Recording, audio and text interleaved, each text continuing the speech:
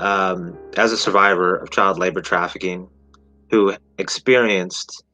trafficking through the use of a traumatic bond, through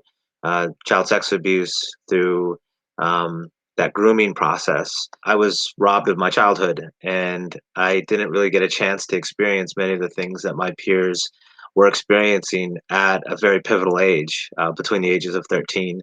and 16. That loss of innocence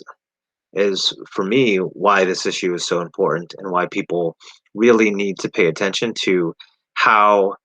kids can end up on the spectrum of exploitation, where it's not just sex trafficking over here, labor trafficking over here, but rather recognize that anytime you have vulnerable children, children from backgrounds where they have experienced early childhood trauma, like was the case in my case, kids of color, like I was, where you can have these experiences where kids can end up being abused and exploited by older adults, where they can develop a traumatic bond and then end up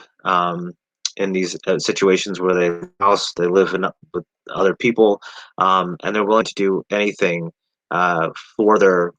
trafficker or abuser, including domestic servitude, work, babysitting, household chores, working in certain industries, as a way to